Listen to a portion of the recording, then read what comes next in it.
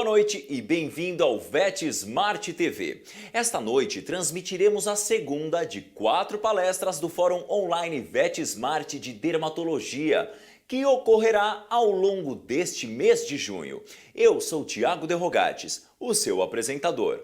O tema de hoje será dermatite atópica em cães, novos diagnósticos e terapias.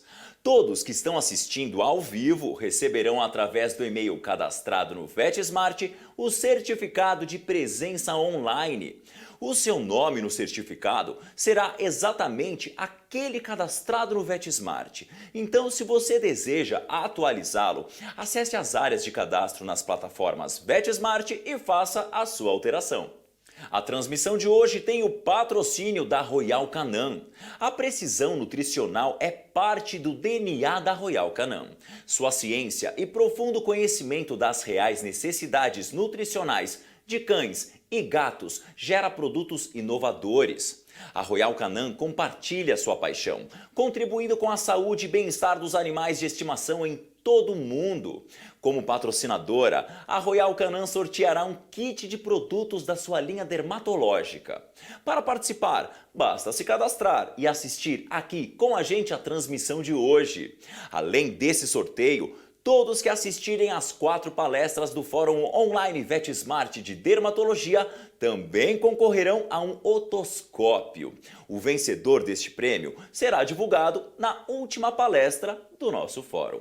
A palestra de hoje será ministrada pelo professor Dr. Marconi Rodrigues de Farias, que é professor adjunto 3 de Clínica Médica de Animais de Companhia e da pós-graduação em Ciência Animal da PUC Paraná, chefe do Serviço de Dermatologia e Alergia da Unidade Hospitalar para Animais de Companhia também da PUC Paraná, coordenador da Comissão de Alergia Veterinária da Associação Brasileira de Alergia e Imunologia, atuando principalmente nas seguintes linhas de pesquisa: alergia e imunopatologia tegumentar e infectologia dermatológica.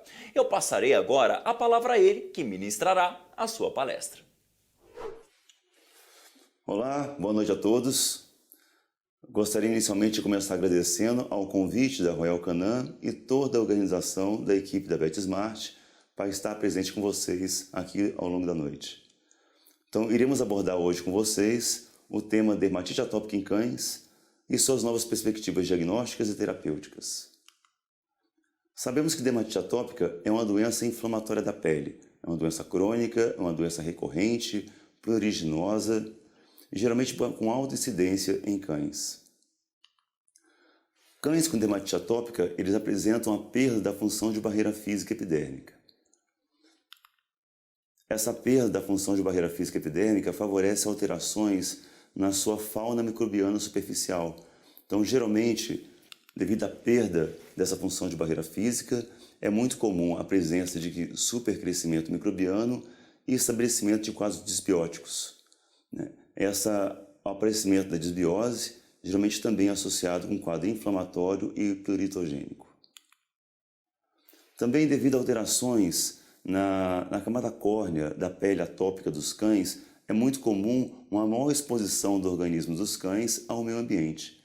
Então, existe, além de perda transepidérmica da água, existe uma grande entrada a partir da epiderme de fatores ambientais, como alérgenos de ácaros nos animais intradomiciliados, pólens nos animais que têm exposição ao ambiente externo, bem como é muito comum a entrada, a proliferação e colonização da pele por agentes microbianos, como bactérias e leveduras. Geralmente, a partir dos elementos que penetram na pele por via percutânea, é muito comum se suscitar uma resposta inflamatória.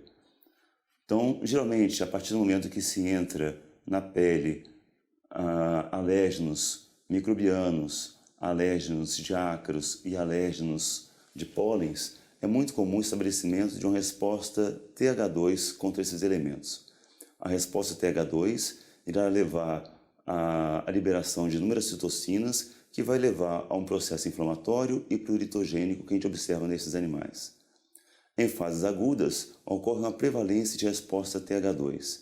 Já em fases crônicas, devido à exposição contínua a alérgenos microbianos e ambientais, é muito comum o desenvolvimento, o desvio da resposta de TH2 para TH1. E durante esse processo de resposta, a pele tende a ficar com aspecto mais liquenificado, mais discratótico, mais descamativo e mais odorífero. Então, a dermatite atópica nós podemos dividir em duas fases. Numa fase inicial, nós temos um quadro de prurido, geralmente lesional, primário, ou um prurido com pele eritrodérmica, relacionado à resposta TH2. Numa fase secundária de doença, uma fase mais crônica, nós podemos ter uma prevalência de resposta TH1, onde nós observaremos o quê? Uma pele liquenificada, espessa, descamativa e hiperpigmentada. Geralmente ligado a essa resposta tegumentar a alérgenos ambientais e também a alérgenos microbianos e também a irritantes primários, é muito comum a liberação de citocinas pluritogênicas. Entre elas, uma importante citocina pluritogênica é a citocina IL-31, uma citocina que ela vai estimular as terminações nervosas e estimular a via pluritogênica, a via neurológica do prurido. Uma outra citocina também liberada por pelos queratinócitos é a citocina TSLP, que também tem importante papel nessa via pluritogênica em cães. Geralmente cães com dermatite atópica, eles apresentam importantes lesões de prurido nessas regiões mostradas na tela. Então é muito comum o estabelecimento de lesões na porção distal dos membros, em regiões flexurais, como a região antecubital, região antibiotársica. É muito comum prurido em região axilar, em região abdominal ou abdômen inguinal. É muito comum também esses animais apresentarem prurido periorbital ou prurido perioral. Muitos desses pacientes também apresentam otite, um otite com aspecto bilateral, crônico e intermitente. Então, visualizando as lesões dos cães com dermatite atópica, é isso que a gente observa. Geralmente esses cães apresentam prurido crônico, um prurido primário, um prurido de intenso a grave, que prevalece na porção distal dos membros, como a região interdigital dorsal, a região interdigital ventral. Também é muito comum o aparecimento de inflamação em pavilhão auricular e condutos, geralmente bilateralmente. A otite desses cães tem caráter crônico, recorrente ou intermitente, e devido à sua cronicidade, é muito associado com hiperplasia do epitélio auricular, bem como estenose de condutos. Esses cães, devido à perda de função de barreira física epidérmica, é muito comum a presença de proliferação microbiana, geralmente de origem estafilocócica. Logicamente, a proliferação microbiana nesses animais pode favorecer o processo de colonização tegumentar por bactérias estafilocócicas, geralmente Staphylococcus pseudodermelius, e o aparecimento de infecção tegumentar. Aqui, visualizada a presença de pústulas com base bem eritematosa em região abdominal em um cão com dermatite atópica. Logicamente, essas pústulas elas têm caráter fugaz, elas se rompem com facilidade e geralmente ligado após a ruptura das pústulas ocorre aparecimento de colarinhos epidérmicos e aparecimento de crostas de conformação mericérica. Também é muito comum, além da invasão da epiderme, a invasão do epitélio folicular por bactérias em cães com dermatite atópica. Nesses casos, quando o epitélio folicular é acometido, nós temos eriçamento piloso, nós temos alopecia e formações de erupções pápulo-pustulares em região foliculocêntrica, de abrangência foliculocêntrica. Um outro agente microbiano oportunístico que se aproveita dessa quebra de função de barreira física epidérmica presente em atópicos são as leveduras do gênero Malassezia. Então, geralmente, animais atópicos, eles têm uma proliferação dessa levedura, geralmente em áreas intertriginosas, como axila, região inguinal, bem como a região interdigital, região perioral, pavilhões e condutos auditivos, bem como a região inguinocleural. Devido à proliferação dessas leveduras, é muito comum o aparecimento de eritema, de prurido intenso e, com a cronificação, a pele pode ficar hiperpigmentada, ela pode ficar liquenificada, descamativa, untuosa e mal cheirosa. Então, é este o contexto que a gente observa nesses cães. Então, geralmente, animais com dermatite atópica, o proprietário procura assistência médico-veterinária com aquele tipo de prurido crônico. Prurido crônico, primário e perene, né, que ocorre, que tende a ter seu início já em animais bastante jovens, às vezes animais com menos de 2 anos de idade, e geralmente animais que são de raças específicas e intradomiciliados.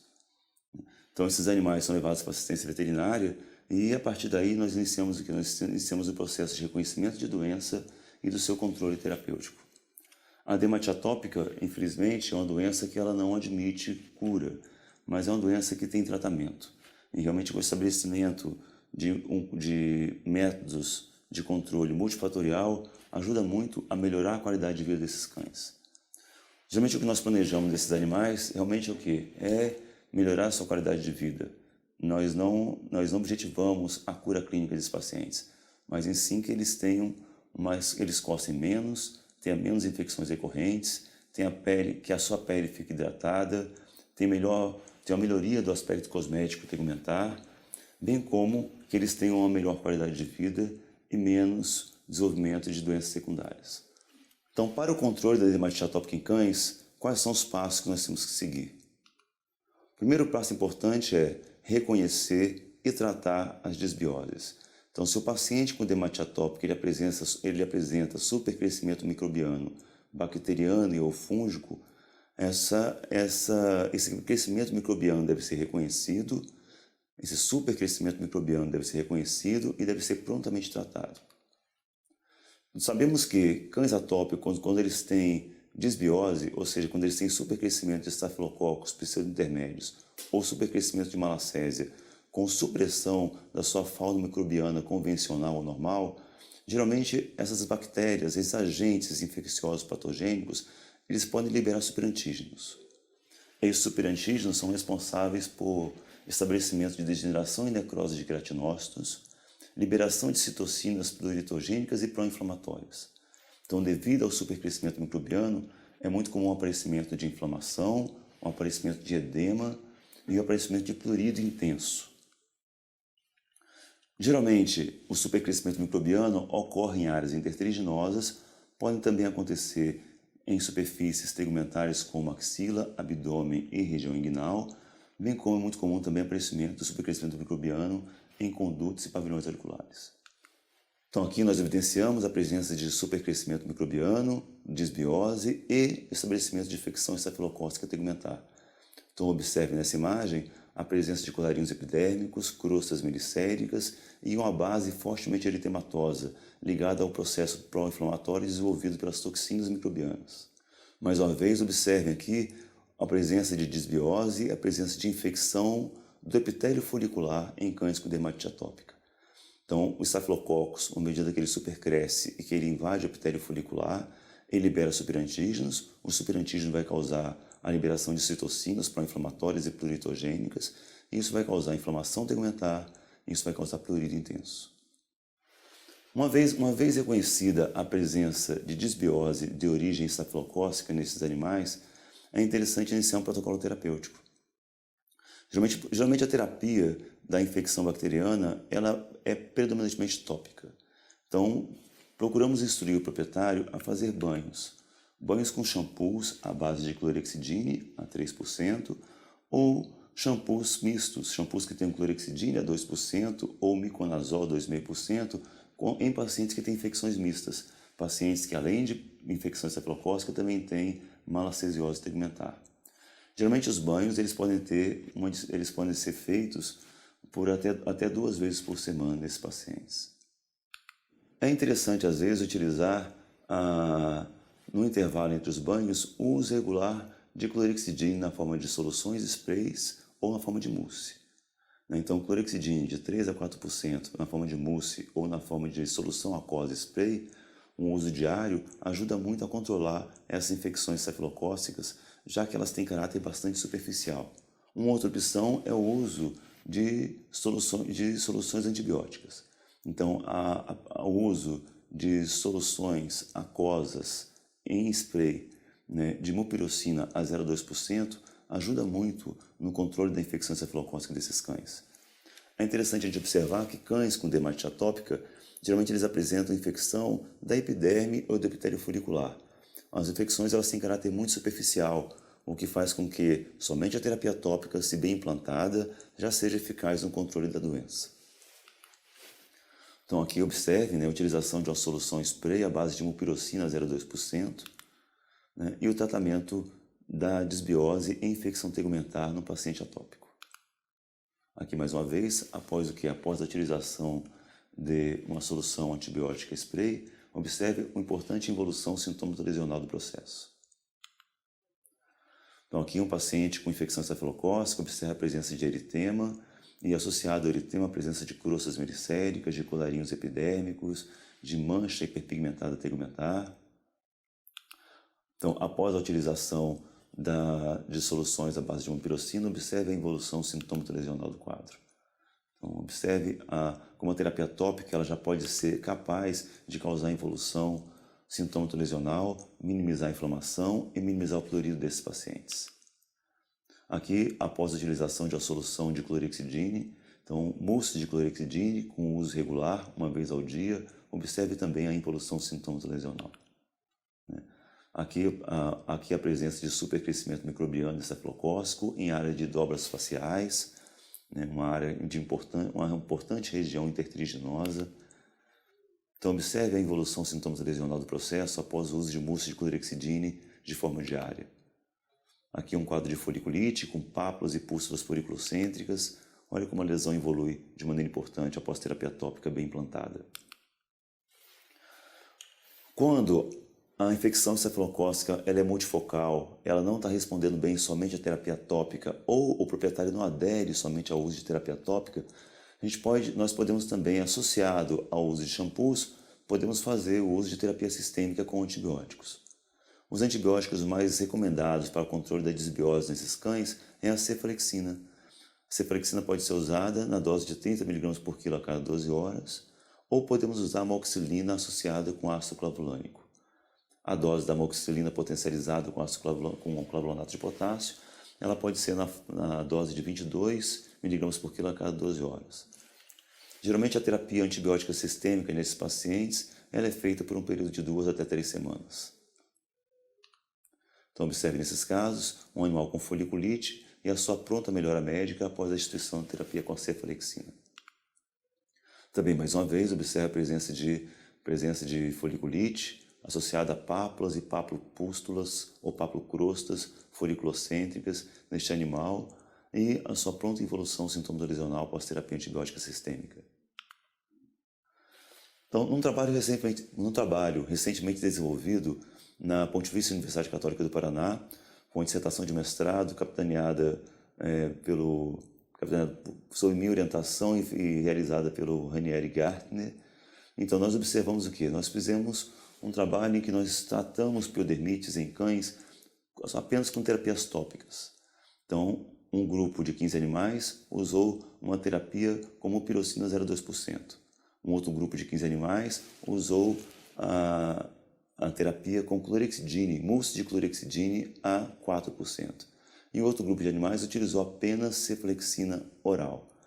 Então, o que nós observamos é que, com a instituição da terapia tópica, já houve involução sintomatológica e do prurido nesses pacientes. E se nós compararmos, não há uma diferença estatisticamente significativa entre o grupo que usou apenas cefalexina, entre o grupo que usou apenas mupirocina spray a 0,2% e o grupo que usou clorexidina a 4%. O que mostra que a terapia tópica apenas já é eficaz para o controle de muitas infecções superficiais de origem cefalocócica nestes cães.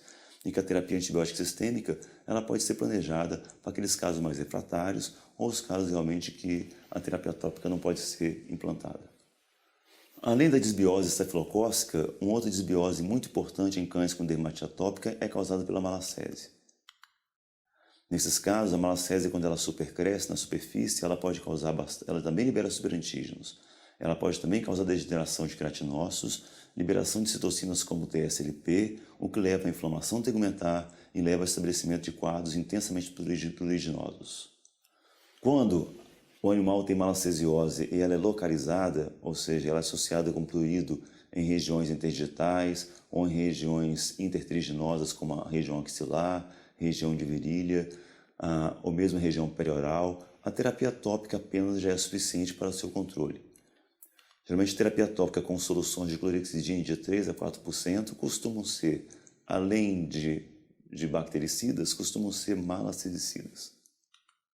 Também soluções antifúngicas à base de cetoconazol 2% ou miconazol 2% têm importante efeito fungicida e pode ajudar muito no controle dessas infecções superficiais causadas pela malacésia em cães atópicos. Em algumas situações, quando a lesão for uma lesão mais focal, mais discreta, bem localizada, pode-se usar cremes ou pomadas à base de terbinafina na dose de 10 mg por grama. Então, observe aqui um paciente com dermatite atópica e com malacesiose secundária. Então, observe a presença de edema e eritema, a presença de untuosidade tegumentar e a presença de intenso prurido, né, no paciente com lesões aí na região inguinal e na região abdominal secundária à malacesiose. Após o estabelecimento de terapia tópica, observe a involução sintomatological desse quadro. Então, vejo que a terapia tópica, se bem implantada, ela pode também já ser suficiente para o controle médico desses pacientes. O uso de shampoos à base de clorexidina, ou à base de cetoconazol, ou à base de miconazol 2%, pode ser feito nesses animais 2 vezes por semana, orientando o proprietário a, quando for usar o shampoo sobre a área lesional, né, massagear o shampoo em área de lesão por pelo menos 10 minutos, deixando ele agir por 10 minutos e em seguida fazendo um enxágue. Em quadros mais crônicos de malacesiose, podemos observar já que a pele do paciente começa a sofrer algumas mudanças morfológicas. Então, na malacesiose crônica, é muito comum a presença de hiperpigmentação tegumentar, liquenificação, untuosidade, descamação e mau cheiro. Então, nesses quadros, observem que o paciente com dermatite atópica crônica e malacesiose secundária, observe como a pele fica liquenificada, fica hiperpigmentada, descamativa e untuosa. Então, alguns pacientes podem ter um quadro de malacesiose generalizada. Então, que essa pele vai ter esse aspecto descamativo, liquenificado e untuoso, abrangendo uma grande extensão da superfície corporal. Então, pacientes com malacesiose crônica e disseminada secundária à dermatite atópica, é interessante que nós estabelecemos protocolos terapêuticos de terapia sistêmica associado com terapia tópica. A terapia tópica, o que pode ser instituído nesses pacientes, é o uso de shampoos como sulfeto de selênio, a 2%. Então, shampoos de bisulfeto de selênio, geralmente são o quê? São shampoos que eles são eficazes. Eles são, além de malacedicidas, de terem eficácia contra a malacésia, eles também têm efeito queratomodulador. Ou seja, eles ajudam a diminuir a cinesia do queratinócito basal e ajudam a afinar a pele. Também o shampoo de sulfeto de selênio, eles têm efeito queratolítico e efeito queratoplástico. Então, eles conseguem o shampoo de sulfeto de selênio consegue fazer um peeling químico da pele. Então, eles promovem a descamação e promovem a diminuição da hiperkeratose, afinando a camada córnea desses animais. A terapia com sulfeto de selênio também é interessante no intuito que o sulfeto de selênio também tem efeito desengordurante. Então, ele pode diminuir a untuosidade tegumentar, minimizando o seu mau cheiro e e tirando nichos ecológicos da pele que podem favorecer o supercrescimento microbiano. Associado à terapia com sulfeto de selênio, é interessante também instituir terapia sistêmica. Geralmente, quando nós instituímos banhos com sulfeto de selênio, nós fazemos isso 2 vezes por semana por 15 dias, para depois passar para usos semanais do shampoo. A terapia sistêmica contra a malacesiose pode ser feita com o itraconazol. O itraconazol pode ser recomendado na dose de 10 mg por quilo por dia, por 2 dias consecutivos por semana, em um total de 4 semanas. Também a terapia com a terbinafina, ela pode ser instituída na dose de 30 mg por quilo por dia, também em 2 dias consecutivos por semana, por 4 semanas. Então, após o controle da disbiose ou estafilocócica ou por malacésia em cães atópicos, é interessante no processo de reavaliação desses animais se verificar como está a pele. Em pacientes em que a pele está ressequida, descamativa ou existe uma perda de função de barreira física tegumentar caracterizada por descamação e ressecamento de xerose cutânea, é interessante o estabelecimento de terapia tópica repositora de barreira. Então, alguns cães atópicos chegam assim para a gente. Eles chegam com a pele ressequida, a pele xerótica, a pele descamativa e a pele irritável e pluritogênica. Então, nesses pacientes, é interessante o estabelecimento de produtos tópicos hidratantes, emolientes e umectantes. Então, shampoos hidratantes, emolientes e umectantes, eles podem recompor a função de barreira física da epiderme, geralmente da camada córnea. Esses animais acabam com o quê? Esse restabelecimento da barreira física epidérmica ajuda muito a minimizar a entrada transepidérmica de irritantes primários, bem como de alérgenos ambientais, como alérgenos de ácaros e alérgenos de pólenes. Geralmente, com esse processo de restabelecimento da função de barreira física epidérmica nesses cães, é muito comum também a observação da minimização do prurido e principalmente a observação da melhora do aspecto cosmético da pele. Então, o pelo fica mais brilhoso, vai ocorrer uma minimização da queda de pelo, a pele tende a ficar também mais hidratada, menos irritável e menos eritematosa. Então, a terapia tópica repositora de barreira ela é muito importante nesse aspecto de melhorar o aspecto cosmético da pele, bem como minimizar o quadro inflamatório tegumentar. Então, após a utilização de terapia tópica de repositora de barreira, é muito comum a observação da reorganização da camada córnea tegumentar.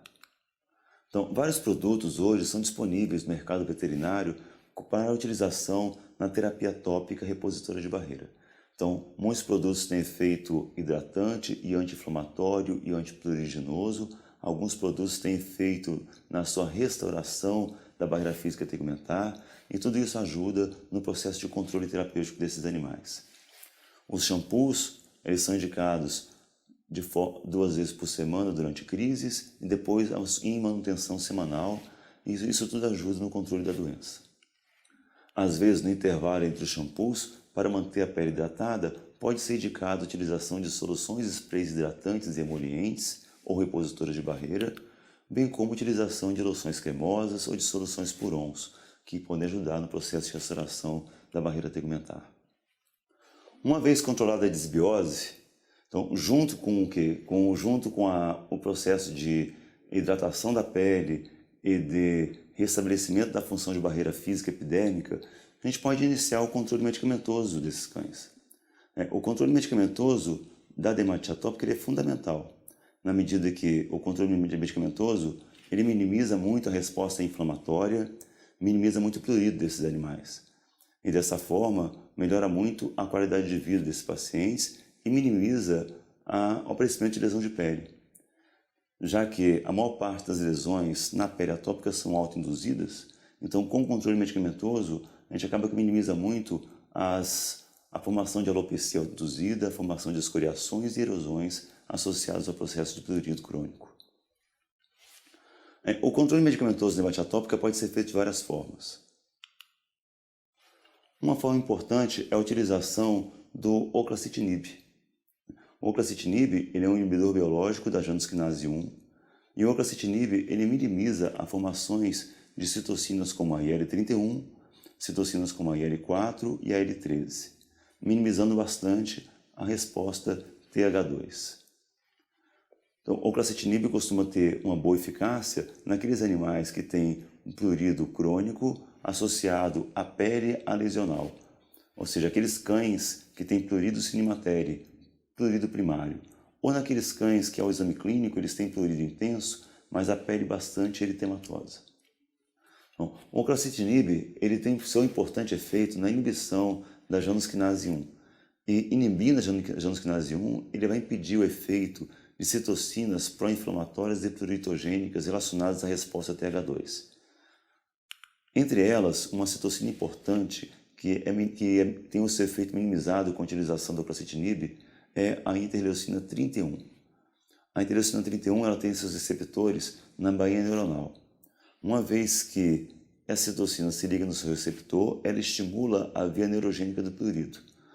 E, logicamente, o estímulo de prurido ele é levado pela via espinotalâmica até a córtex, e a córtex eleva a sensação de prurido. Então, com o uso de ocracetinib de forma regular, nós temos a inibição da formação dessa citocina e, consequentemente, a minimização importante do prurido. Com a minimização do prurido, geralmente inicia-se também um processo de diminuição da autoagressão tegumentar. Então, esses animais eles param de induzir lesão e, consequentemente, além de nós termos uma minimização da escala visual de prurido, nós temos a minimização das lesões de pele associada ao processo, ao quadro da dermatite atópica.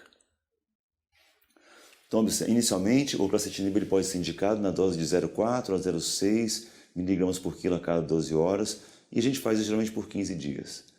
A gente observa que a utilização de ocracetinib a cada 12 horas por 15 dias você tem uma importante minimização do prurido, e ligado ao quadro também nós temos uma importante minimização das lesões. Então, observe nessa figura gráfica, a figura A, nós temos o quê? A minimização do prurido ao longo de 15 dias após a instituição do ocracetinib. E observe na figura B como nós também temos a minimização do quadro sintomatological. Então, à medida que nós minimizamos o prurido, nós também minimizamos as lesões de pele. Após 15 dias, o ocracetinib ele é dado de forma regular, mais uma vez ao dia. Então, é mantida a dose de 0,4 a 0,6 mg por quilo, mas essa dose é mantida a cada 24 horas. Então, essa é a dose de manutenção do ocracetinib. Então, quando essa dose de manutenção é instituída, a gente pode observar uma certa majoração do prurido, ou seja, o fluido pode retornar, mas geralmente ele retorna em grau bem menor do que era na sua avaliação inicial. Então, geralmente nós pegamos cães atópicos com prurido 9 ou 10 em 10. Quando nós instituímos o ocracetinib a cada 12 horas, esse prurido passa a ser de 10, ele vai para 2, vai para 3. E depois, quando nós fazemos o ocracetinib na forma de manutenção, uma vez ao dia, o prurido ele é mantido geralmente numa escala em 4 a 5, um grau 4 ou 5. Então, observe que o prurido da manutenção, ele ficando moderado, geralmente ele não é associado com lesões de pele. Então, se nós observarmos a figura gráfica A, observem aí uma majoração do prurido, né, após a manutenção, e a figura B, observem que não ocorre aparecimento de novas lesões de pele, mesmo com um discreto aumento do prurido associado ao processo. Então, observe aqui um paciente com dermatite atópica crônica após o estabelecimento da terapia com ocracetinib, a importante evolução do prurido e sintomatologia tegumentar. Aqui também um paciente com quadro de dermatite atópica crônica. Observe que, junto com o processo de minimização do prurido, também ocorreu importante evolução sintomatological da pele. Aqui, mais uma vez, observe a presença de eritema importante em superfície ventral, no abdômen, na região inguinal, e após a utilização do ocracetinib, esse prurido melhorou bastante já nos 15 dias após a utilização do produto, e quando a gente iniciou a terapia de manutenção uma vez ao dia, o prurido permaneceu em grau moderado, mas não suficiente para causar agressões tegumentares, o que foi muito associado com melhora médica do paciente e melhora da qualidade de vida do animal. Então, geralmente a instituição do controle medicamentoso ajuda muito no controle da inflamação e no controle do prurido. E o uso regular do controle medicamentoso, ou seja, a utilização regular da medicação, faz com que esses animais eles permaneçam com ótima qualidade de vida. Aqui mais um caso, um animal com prurido perianal, observe ligado a dermatite atópica, observe também a importante evolução sintomatológica do processo. Uma outra medicação que nós não dispomos ainda no mercado brasileiro, mas já está presente no mercado americano e europeu, é o Cytopoint. O Cytopoint ele é um anticorpo monoclonal, o anti-L31. É uma medicação que ela tem uma importante eficácia no controle do prurido crônico em cães com dermatite atópica. Essa medicação ela é utilizada na forma subcutânea, na dose de 2 mg por quilo, geralmente em intervalos a cada 30 dias. E a gente observa que somente o uso dela já é suficiente para causar involução do quadro de prurido e sintomatologia lesional, ou algumas vezes ela pode ser usada de forma conjunta com os inibidores da angiotensina 1, como a oclacitinib. Uma outra medicação que costuma ter bastante eficácia no controle do prurido crônico em cães com dermatite atópica é a ciclosporina. A ciclosporina ela tem um importante efeito imunomodulador, acaba tendo efeito anti-inflamatório e antipuritogênico.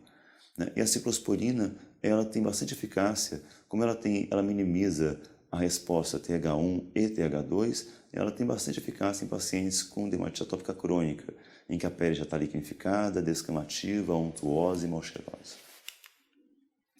Então, a ciclosporina ela é indicada para cães com dermatite atópica na dose de 5 mg por quilo por dia.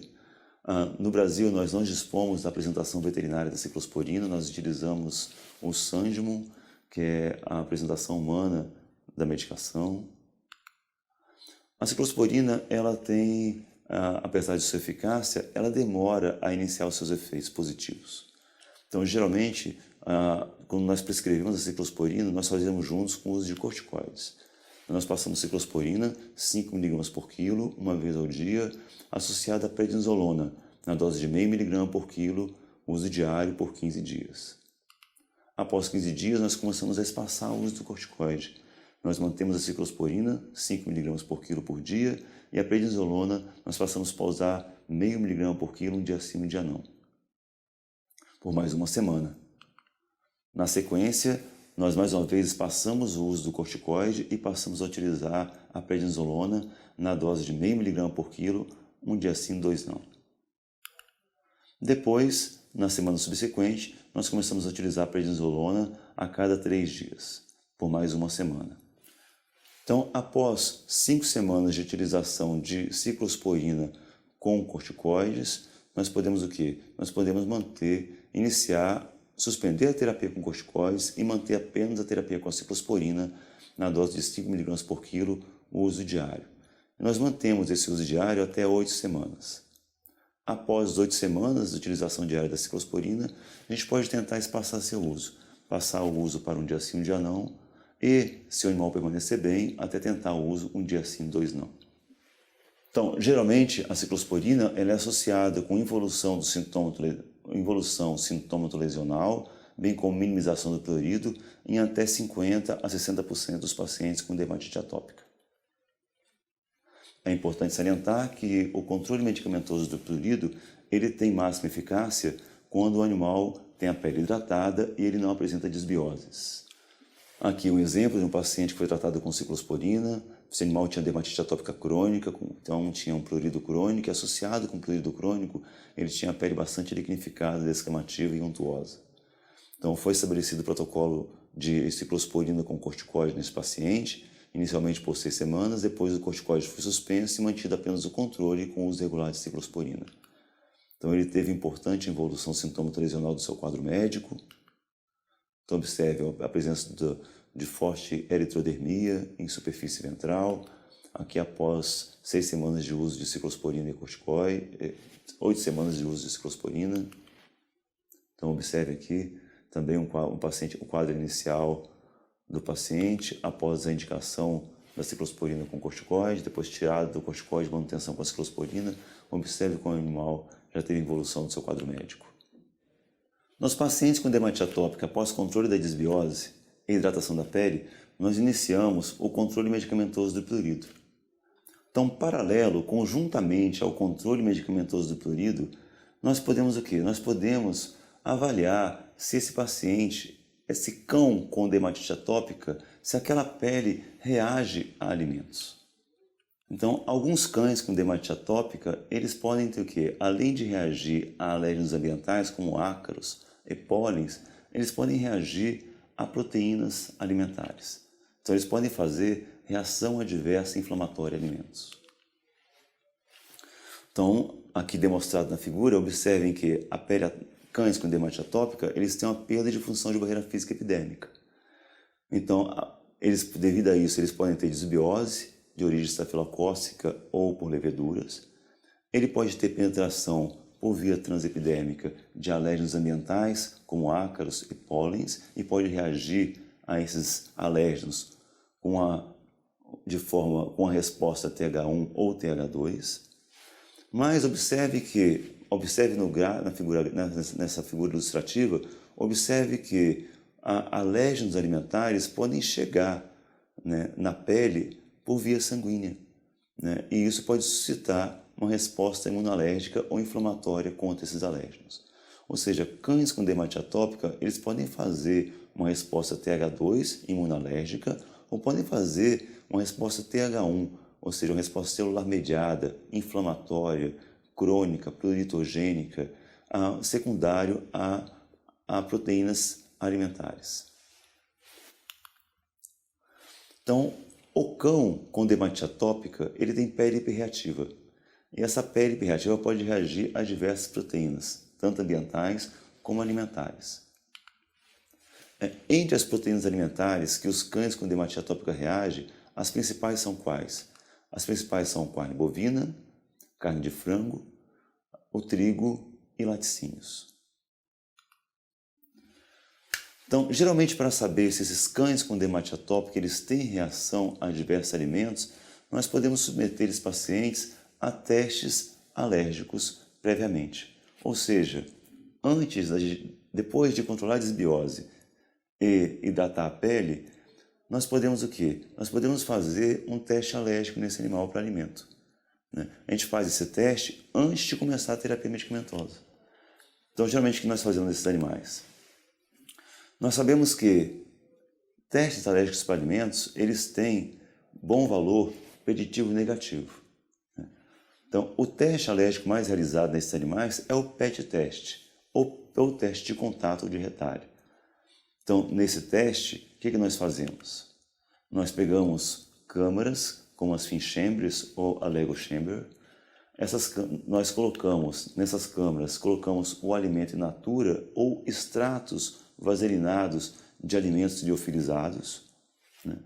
Após preencher as câmaras, nós colocamos essa câmara em contato com a pele do animal.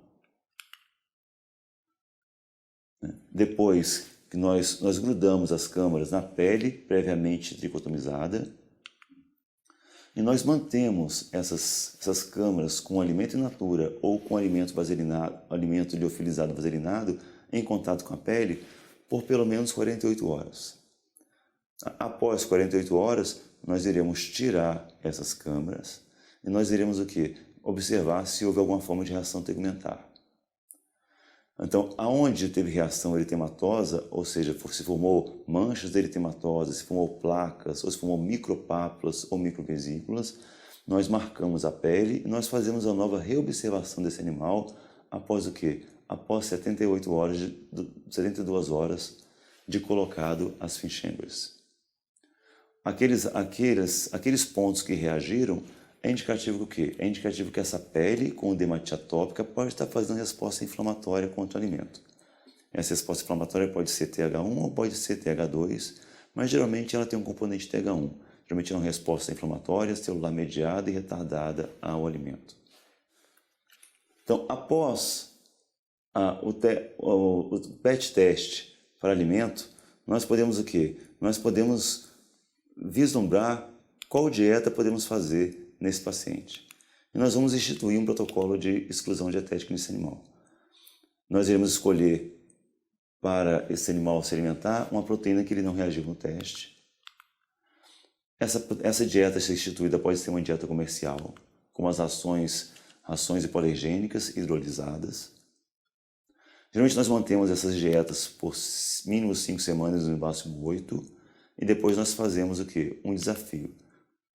O desafio é feito naqueles animais que teve minimização dos sintomas de pele ou do prurido após o quê? Após a instituição de dietas. Ao invés de dietas comerciais, nós podemos também utilizar, às vezes, dietas caseiras. As dietas caseiras também são o quê? São baseadas numa fonte proteica que o animal não reagiu no teste alérgico, bem como o quê? Associada a fontes de carboidratos, como arroz integral, batata doce ou batata. Nessa tabela nós o que? Nós expomos aqui a quantidade de proteína e de carboidratos que deve ser instituída de acordo com o peso do animal e deve ser ofertada para esse paciente durante o período de 5 até 8 semanas. Então, como nós fazemos para observar se um paciente com dermatite atópica reage a alimentos? Então, geralmente nós iniciamos, junto com o controle medicamentoso, a exclusão dietética. Ou seja, inicialmente o que a gente faz com esse paciente? Inicialmente nós controlamos a desbiose. Após controlar a desbiose, nós fazemos o quê? Nós fazemos um teste alérgico para alimentos e escolhemos qual dieta esse paciente vai ter que fazer durante no mínimo 5 semanas e no máximo 8. E no tempo 1, nós fazemos o quê? No primeiro dia, após o teste alérgico para alimentos, nós fazemos o que já? Nós iniciamos o controle medicamentoso com cracetinib ou ciclosporina e corticoide e iniciamos o quê? Iniciamos o protocolo de exclusão dietética. Nós mantemos o quê? Nós mantemos o uso de medicamentos junto com a exclusão dietética até o 23º dia. No 23º dia, nós tiramos o medicamento e deixamos esse paciente apenas com a dieta. E o que a gente faz? A gente reavalia esse paciente com 30 dias. No dia 30, nós marcamos retorno, a gente vai avaliar como é que está as lesões de pele desse paciente e como é que está o quê? Como é que está o índice de prurido. Ou seja, quando nós tiramos o medicamento com 23 dias, nós vamos deixar esse paciente 1 semana sem medicamento, só com dieta. Vamos avaliar esse paciente com 30 dias. O que a gente quer saber com 30 dias? A gente quer saber se houve retorno do processo dos sintomas de prurido ou das lesões tegumentares sem a medicação.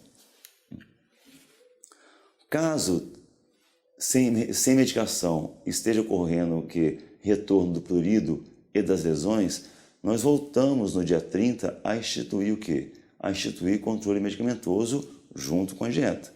Então nós mantemos o quê? O protocolo dietético estabelecido, mais o controle medicamentoso também estabelecido previamente.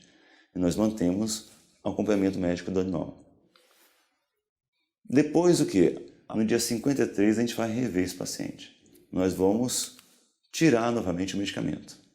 Vamos deixar esse paciente sem medicamentos e manter a dieta até o dia 60. Ou seja, o animal mais uma vez vai ficar somente o quê? Somente com dieta por mais 1 semana. Ou seja, no dia 60 nós iremos julgar se a dieta é ou não importante no controle do prurido desse animal. Então nós fazemos controle medicamentoso junto com controle dietético. E nós vamos fazer avaliações objetivas da minimização da lesão e do prurido sempre no dia 30 e dia 60. Lembrando que como esse animal está fazendo uso paralelo de medicamentos e de alimento, para a gente saber se o alimento é ou não importante no processo de prurido e lesão, a gente tira sempre no dia 23, no dia 53, tira o medicamento e mantém o animal 1 semana sem medicamentos para que a gente possa fazer uma avaliação objetiva nos dias 30 e 60. Se no dia 60 o animal teve uma melhora significante do seu prurido, a gente pode iniciar desafios dietéticos para saber a que essa pele reage. Se no dia 60 o proprietário falar para a gente que o alimento pouco ajudou no processo de minimização do prurido, então o que a gente faz com esse paciente? A gente volta a fazer o quê? A gente vai fazer um teste alérgico nesse animal, vamos ver se ele reage a alérgenos ambientais, vamos iniciar protocolos de imunoterapia junto com o controle medicamentoso. Então, alguns pacientes em que nós submetemos, alguns cães com dermatite atópica, que nós submetemos a medicamentos junto com a uso de medicamentos e controle dietético, e observa a importante evolução sintomatológica desses animais. Então, esses animais melhoraram muito com o uso de medicamentos e com o uso de dietas. Mas quando nós tiramos o medicamento, eles voltaram a coçar. Mas voltaram a coçar de maneira parcial. Ou seja, esses animais eles têm dermatite atópica, eles também reagem a alimentos, mas não só a alimentos. Então, o que nós observamos nesses cães é o seguinte: geralmente, quando nós instituímos protocolos de controle medicamentoso junto com dietas, um percentual muito baixo, de 1 a 3% desses animais, tem melhora 100% do prurido. Ou seja, a maioria dos animais, quando nós instituímos dieta junto com os medicamentos, e nós tiramos os medicamentos, eles persistem em prurido. Ou seja, parece que o alimento ele não é o fator principal na precipitação de eczema atópico. Ou seja, o alimento, a proteína alimentar, é só mais um fator que vai fazer com que esses animais cocem, né? Assim, quando você faz dieta e esses animais melhoram 100% do prurido, geralmente eles não têm dermatite atópica, eles têm alergia alimentar verdadeira. Mas isso vai acontecer somente em 1 a 3% dos casos. Ou seja, 95% dos cães que têm prurido crônico, primário e perene, né, em porção distal dos membros, tem histórico de otite de repetição, tem desbiose tegmentar, eles têm dermatite atópica, né? Esses cães, quando a gente faz dieta neles, é que a gente observa 50% deles, até 60%, a dieta pouco ajuda no controle do prurido. Ou seja, o que realmente ajuda é o controle medicamentoso. Mas, em até 30% desses pacientes, a dieta pode ajudar a minimizar o prurido. Ou seja, a dieta é mais um fator que vai ajudar a controlar a reação inflamatória na pele desses cães. Uma vez que concluímos que esse cão com dermatite atópica, ele não reage a alimentos, ou seja, ele é dependente do controle medicamentoso, ou ele até reage a alimentos, mas a reação ao alimento deles, o alimento é só mais um fator extrínseco, mais um fator que agrega prurido nesse cão, não é o fator principal. Então esses cães eles têm que ser submetidos a teste alérgico. Os testes alérgicos eles podem ser in vivo, ou seja, pode ser teste de puntura ou intradérmico, ou pode ser testes sorológicos. O intuito do teste alérgico é a gente descobrir a que aquela pele está reagindo, ou seja, quais são os alérgenos ambientais que aquela pele reage, e a partir daí nós podemos o quê? Junto com o controle medicamentoso, instituir um controle imunoterápico. O controle imunoterápico ajuda muito no controle medicamentoso, no intuito que, quando você estabelece imunoterapia junto com o controle medicamentoso, nós minimizamos a resposta da TH2, nós minimizamos o processo imunológico, minimizamos a inflamação e o prurido associado à exposição alergênica, e com isso, o controle medicamentoso é mais eficaz. Com isso, nós conseguimos a melhor eficácia de medicações como o Apoquel ou ciclosporina, né, ou Sangimo, né? Ou às vezes nós conseguimos até tirar o uso medicamentoso, tirar o uso de remédios e manter esse paciente apenas com o quê? Com o controle da desbiose, com o controle da hidratação da pele e com o uso regular de protocolos imunoterápicos. Então, para descobrir quais alérgenos nós iremos utilizar no controle imunoterápico, é interessante fazer teste alérgico. O teste alérgico in vivo ele pode ser feito na forma de teste intradérmico, aqui demonstrado, em que nós pegamos 0,05 ml de extratos alergênicos, fazemos a aplicação por via intradérmica e fazemos a avaliação subsequente da reação. Ou o teste alérgico pode ser feito por puntura, em que nós usamos puntores como Duotip. Esses puntores eles são embebidos em alérgenos glicerinados. Depois do que esses puntores eles são ou o alérgeno glicerinado é colocado em gota sobre a pele ou o puntor ele é embebido, né, no alérgeno glicerinado em bandejas. Na sequência nós fazemos a puntura e nós fazemos também uma leitura da reação após 15 minutos da puntura.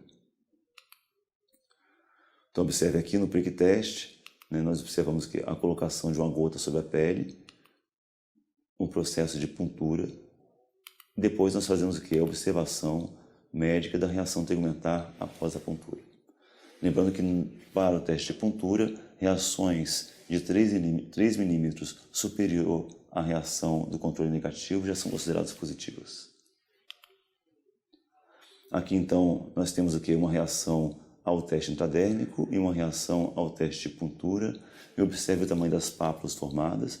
E essas reações tegumentares vão nos indicar que aquela pele atópica pode estar reagindo ao ambiente e que a partir da reação, nós podemos o quê? Traçar protocolos de imunoterapia para melhor fazer controle medicamentoso desses pacientes. Existem vários protocolos imunoterápicos. Um protocolo interessante são os métodos de depósito, em que as vacinas são feitas a imunoterapia é feita de forma semanal por 2 meses, para depois iniciar uma fase de indução, em que a imunoterapia é feita em protocolos mensais. Os testes em vivo, eles são mais específicos e são melhores testes para guiar em protocolos de imunoterapia.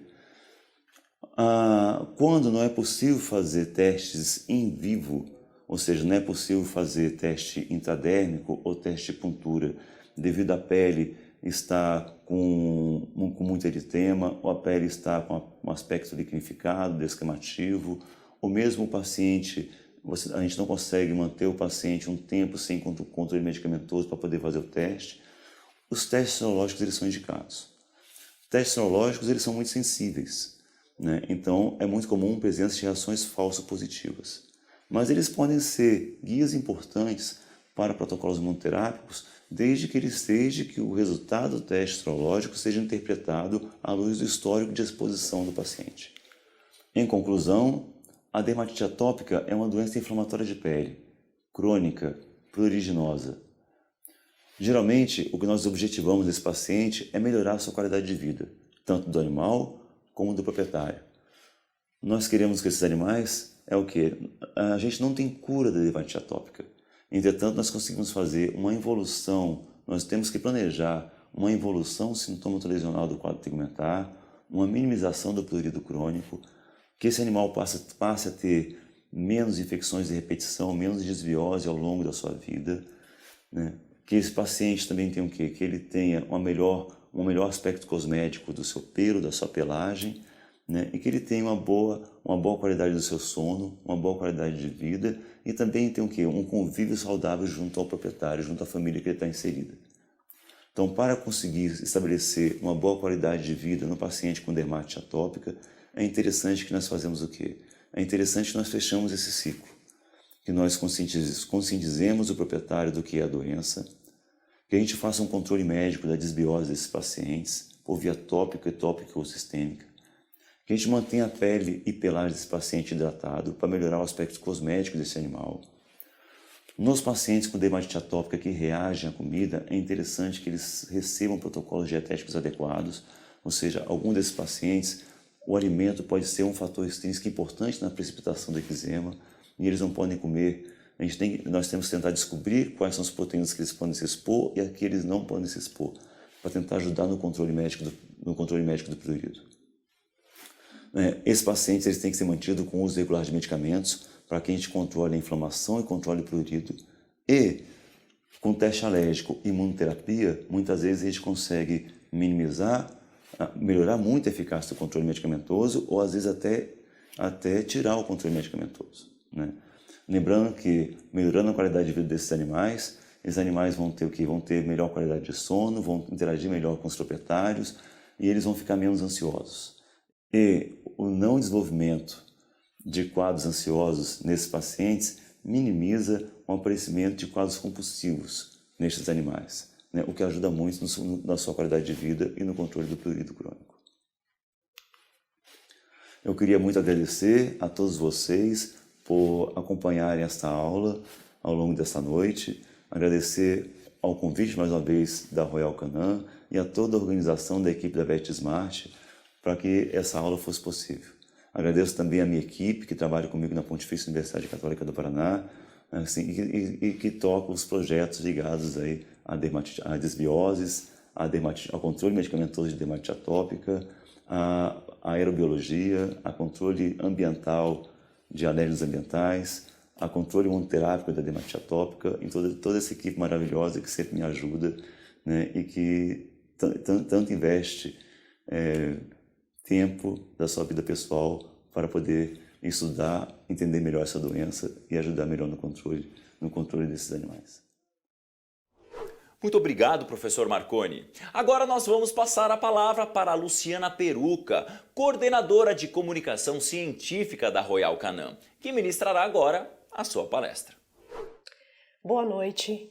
Primeiramente, eu gostaria de agradecer, em nome da Royal Canin, a oportunidade de hoje estarmos falando sobre um assunto importantíssimo, que é o manejo nutricional nas dermatopatias, com enfoque na atopia.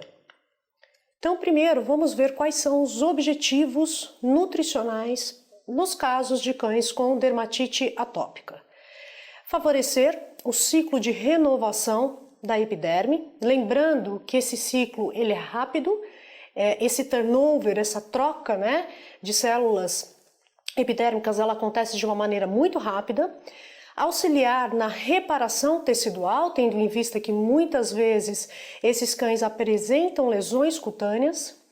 Restabelecer a barreira cutânea, reduzir o processo inflamatório, o prurido, minimizar as reações de hipersensibilidade, diminuir a perda de água transepidérmica e também melhorar o aspecto da pelagem. E como que a gente faz tudo isso? Como que a gente atinge esses objetivos? Por meio da utilização de nutrientes. Dentre eles, eu listei alguns aqui para nós termos como os mais importantes quando a gente pensa principalmente em restabelecer a barreira cutânea ou a integridade cutânea desse animal. Então, proteínas de alta digestibilidade e aminoácidos que vão contribuir ou propiciar a multiplicação celular, lembrando então desse turnover epidérmico, vitaminas do complexo B e aminoácidos que estão envolvidos na síntese de ceramidas, zinco e ácido linoleico, que vão contribuir para a redução da perda de água transepidérmica, e também ácidos graxos ômega 3, EPA e DHA, e ômega 6, que é o GLA. Quando a gente fala do GLA, ele é um ácido graxo da família do ômega 6 e ele tem algumas funções importantes, mas quando a gente pensa em pele, a função mais importante, impactante na melhora da barreira cutânea é a função anti-inflamatória do GLA. O GLA ele é rico, ele se apresenta de uma maneira muito rica, de uma concentração muito grande numa planta chamada borragem, que é a imagem dessa plantinha que está aí na tela para vocês. Quando a gente faz a prensagem da semente da borragem, a gente consegue a extração do óleo. E esse óleo ele é rico em GLA, que é o ácido gama-linolênico. Pensando agora na família do ômega 3, nós temos dois ácidos graxos importantes, que são o EPA e o DHA, que também têm diversas finalidades ou funcionalidades no organismo. Oxigenação celular, pensando muito em sistema nervoso central e também tecido muscular, melhorando e aumentando a resistência da musculatura, e um papel importantíssimo de pró-anti-inflamatório, que não está restrito à pele, na modulação da inflamação da pele, nos casos, por exemplo, da dermatite atópica. Mas também a outros órgãos, como o rim, intestino, sistema ósseo-articular, também são beneficiados com a inclusão e utilização de EPA e DHA. Então, esses dois ácidos graxos, tanto o EPA e o DHA3, que os dois são do ômega 3, EPA e DHA, e também o GLA, que é um ácido graxo derivado do ômega 6, esses três ácidos graxos eles vão contribuir para a modulação inflamatória da pele do atópico. Também temos outros nutrientes importantíssimos. Então, vitaminas do complexo B e aminoácidos auxiliam na síntese, na produção de ceramidas. E por que isso é importante? Porque uma vez que há essa produção, essa síntese de ceramidas adequada, há uma justa posição entre os corneócitos, permitindo então ou possibilitando que não haja perda de água transepidérmica. Com isso, há uma resistência cutânea maior, há uma integridade dessa barreira cutânea. Então, o estado de hidratação da pele, ele é o fator de maior influência para a manutenção da barreira cutânea. E a gente consegue melhorar esse estado de hidratação com a inclusão de vitaminas do complexo B e aminoácidos. A gente não pode esquecer de complexo de antioxidantes, então vitamina C, vitamina E, luteína, taurina. Por quê? Porque todos os animais doentes, né, todo o organismo doente apresenta uma produção de radicais livres muito grande.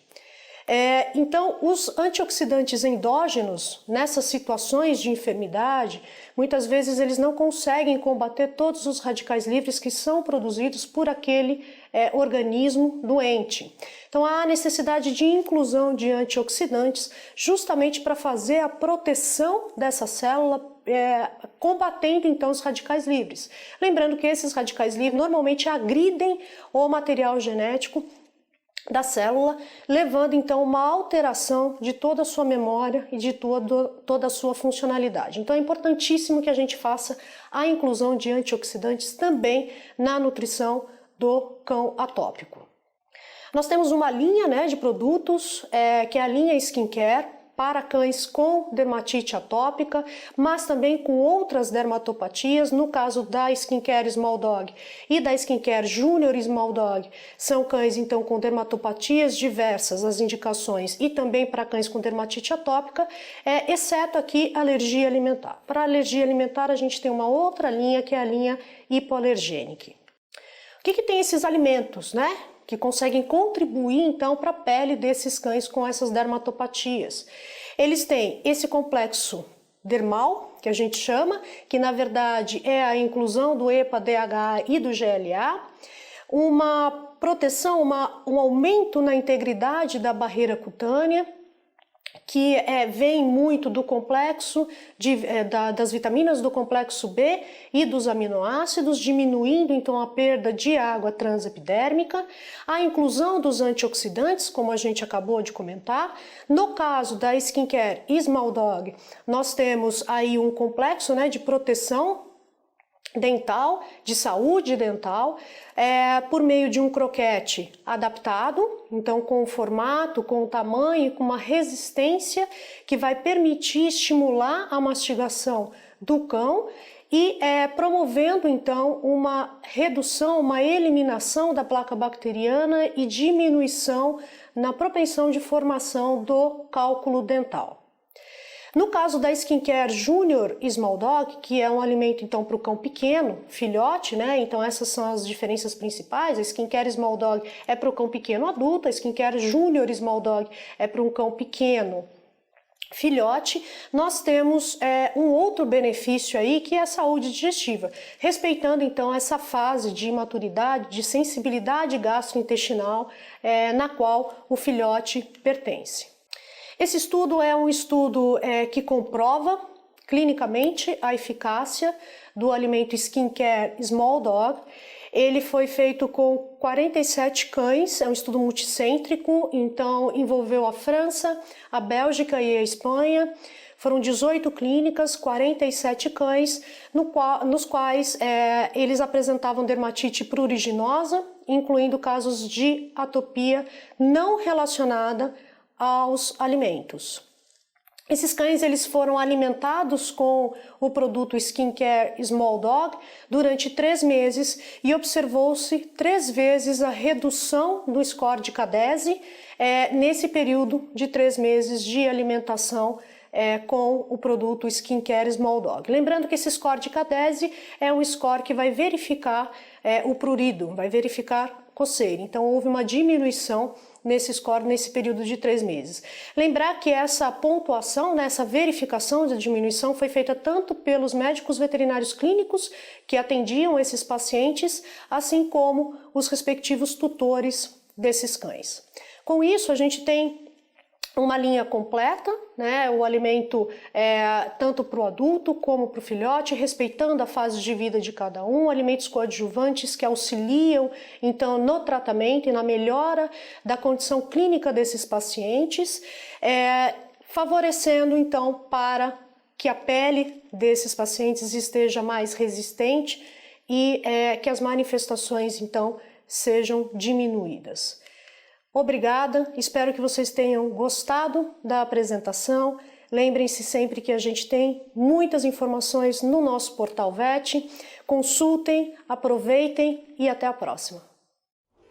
Muito obrigado, Luciana. Chegou o momento de conhecermos o sorteado que levará para casa o kit de produtos da linha dermatológica da Royal Canin. Lembrando que só participa do sorteio quem se cadastrou e acompanhou a nossa transmissão ao vivo. O sorteado vai aparecer agora na tela para você.